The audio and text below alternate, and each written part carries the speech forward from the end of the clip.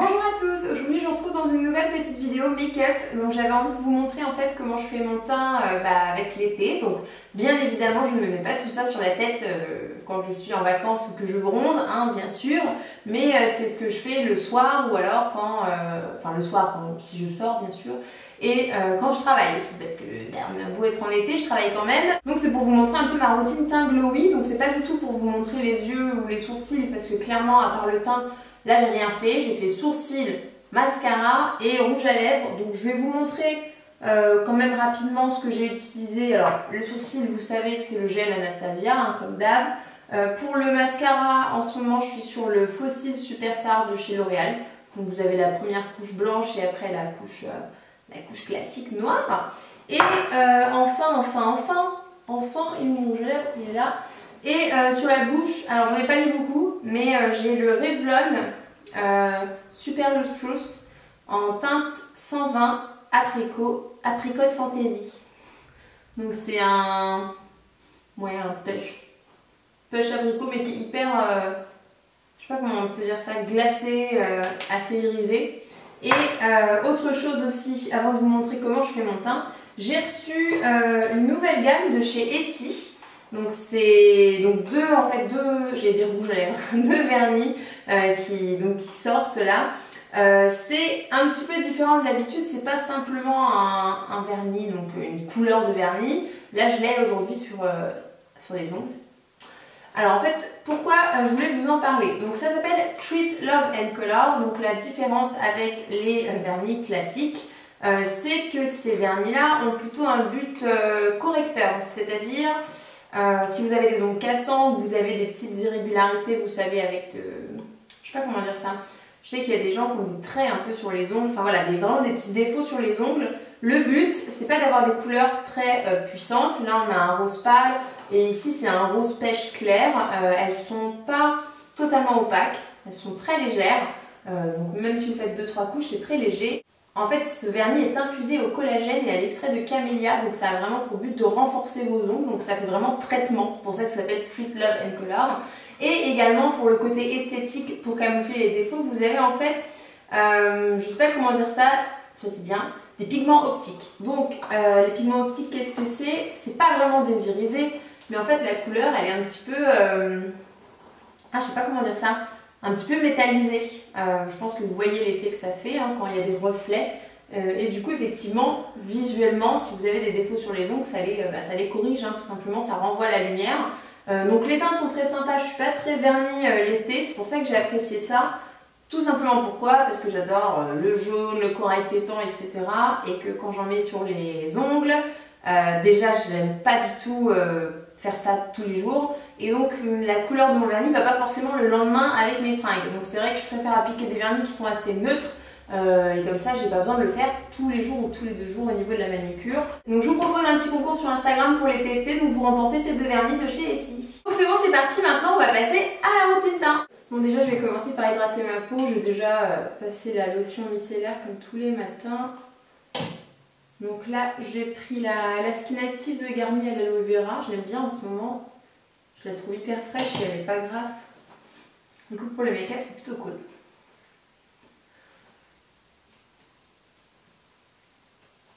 Je vais mélanger mes 2 fonds de teint parce que sinon je n'obtiens pas la teinte parfaite. Je mets une pompe de mon Revlon Color Stay en teinte 330. Enfin un peu moins d'une pompe même. Je mets pas beaucoup. Moi j'arrête un petit peu avant. Et pareil pour le Revlon Color Stay mais en teinte 400 caramel, je mets un peu moins d'une pompe. Et après je viens ajouter, alors ça c'est un...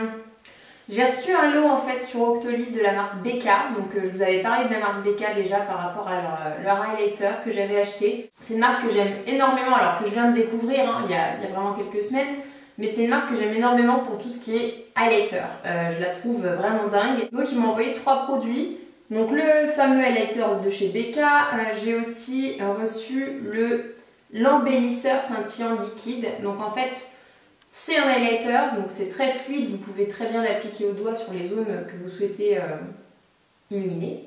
Mais vous pouvez également le mélanger à votre fond de teint pour le rendre un petit peu plus glowy, puisque le Color Stay il n'est pas du tout glowy, il est normal. ni mat ni brillant. Donc je mets également une pompe en fait. J'ajoute ça à mon fond de teint pour le rendre vraiment plus lumineux. Et j'ai appliqué ça au Beauty Blender. Paf, paf, paf.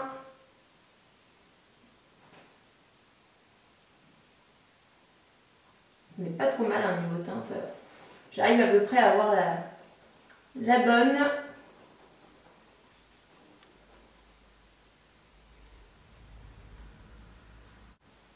Je fais toujours un petit peu plus foncé en fait que la vraie teinte de mon visage parce que mon visage débronze beaucoup plus vite que mon corps. Donc en fait, je sais pas si ça va paraître un peu foncé pour vous, mais c'est que voilà, j'ai le corps beaucoup plus bronzé que ma tête. Je pense que c'est avec tous les soins que je fais 10 fois par jour.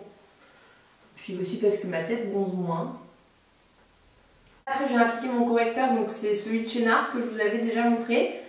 Donc c'est le Radiant Creamy Concealer que j'avais pris en teinte Medium 1 que Star, donc beaucoup trop clair, mais c'est pas grave parce qu'après je mets de la terracotta donc on s'en fiche, mais ouais, beaucoup trop clair. J'ai pas envie de racheter 10 000 correcteurs à chaque fois que je bronze, sinon c'est un petit peu pas rentable.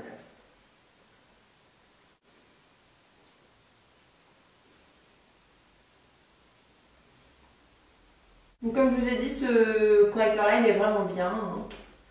J'arrive pas trop à choisir entre celui-là et le MAC. Le seul petit point fort en plus du MAC, c'est la tenue. La tenue du MAC, elle est vraiment... Franchement, le NARS, je pense que si je pleure, ça le fait bouger. Alors que le MAC, pas du tout. En vrai, je pleure pas tous les jours non plus, hein, mais bon, voilà. Normalement, je mets de la poudre. Maintenant, comme j'ai une terracotta qui fait poudre aussi et que je suis bronzée, parfois je mets la poudre, parfois je passe direct à la terracotta que je mets un peu partout. Parce que là, j'en ai choisi une sur Octoly qui vient de chez Clarins. Elle est magnifique, c'est la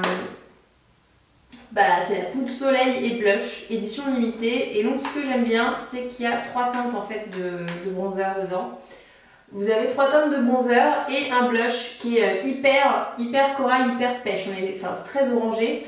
Et donc ce que je fais, c'est que pour poudrer au niveau du correcteur, etc., je prends vraiment la teinte la plus claire.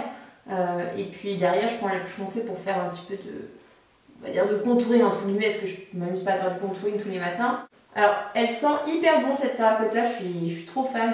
Ça me rappelle les produits de ma maman quand j'étais petite et que j'essayais de piquer son maquillage.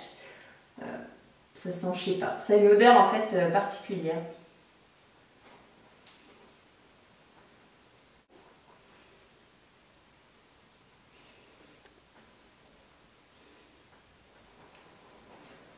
Je fais mon petit 3 tranquille.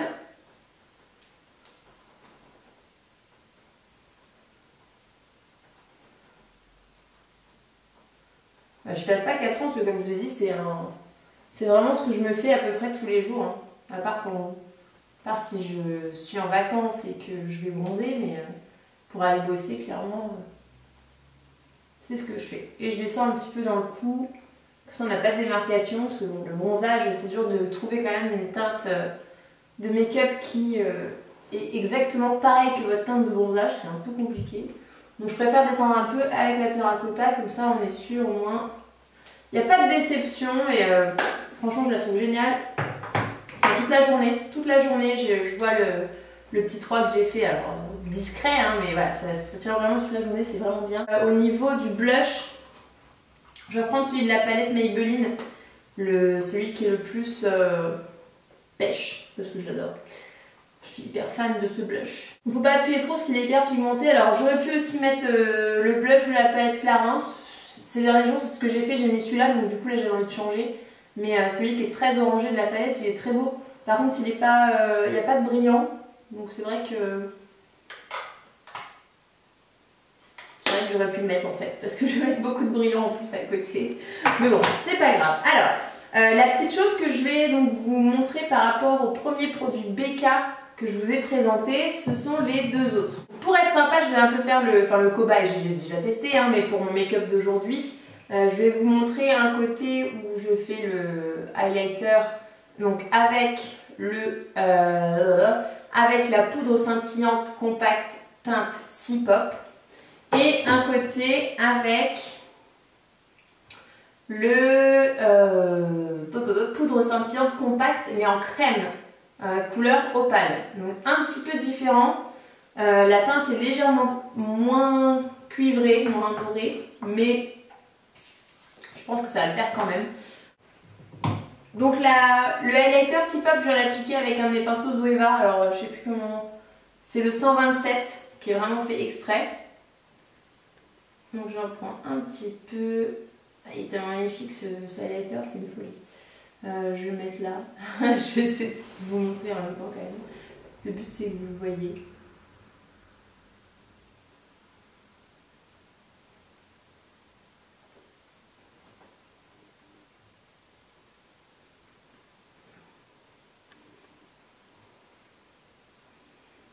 On va faire un petit peu là. Et un petit peu sur le nez. Et un petit peu ici. Voilà. Donc je ne sais pas si vous voyez bien, j'ai mis les lumières exprès. J'ai un cheveu dans l'œil. Ouh, ça m'agace ça. Voilà. Donc j'ai mis les lumières exprès pour que le highlighter ressorte vraiment comme en vrai. Et du coup de l'autre côté, je vais mettre l'autre. Oh, l'autre qui est en crème. Et pour l'appliquer, alors je vous avoue que je ne sais pas trop encore comment le mettre. Hein. Je sais pas. J'ai fait au doigt. D'ailleurs, je crois que je vais faire au doigt.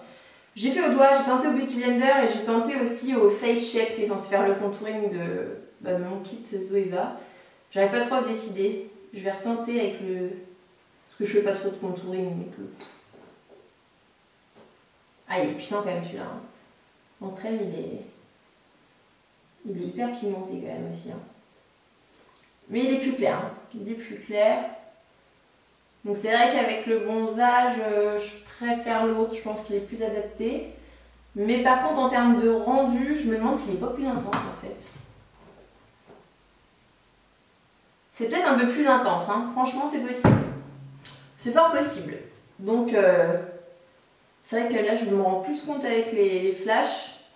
Mais après, niveau tenue, BK, c'est impeccable. Hein, donc, le highlighter, il y est jusqu'à la fin de la journée. Il n'y a pas de souci là-dessus. Donc, c'est vraiment pas mal. Hein. Franchement, j'adore les deux.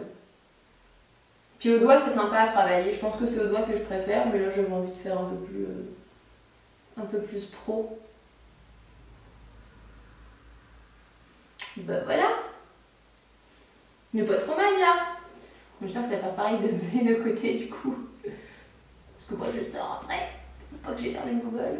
Voilà, donc vous avez vu comment je fais mon teint l'été. Donc je fais ça à peu près tous les jours, hein, vraiment. Enfin c'est même pas à peu près, c'est je fais ça tous les jours. Je fais ça tous les jours, les produits varient très peu, c'est globalement toujours ça. Donc voilà, ma routine teint est terminée, j'espère qu'elle vous a plu. Si vous avez des questions ou des envies de prochaines vidéos, n'hésitez pas à me le mettre en commentaire. Alors je vous avoue quand même tout de suite alors j'aime toujours faire des vidéos, mais c'est vrai que je pense pas maintenir un rythme, enfin bon, j'ai déjà diminué de toute manière, mais je pense pas vouloir rester dans vraiment la publication de vidéos 2-3 fois par semaine.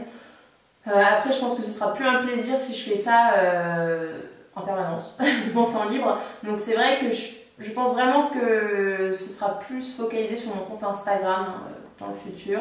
Donc je compte quand même toujours poster des vidéos, mais bien évidemment ce sera beaucoup moins fréquemment, donc je sais pas, 2, 3, 4 dans le mois, voilà. Enfin ce sera déjà ça, hein. Mais voilà, c'est pour ça que je vous invite fortement à me suivre sur Insta si ce n'est pas déjà fait. Je vous fais plein de bisous et je vous dis à très bientôt.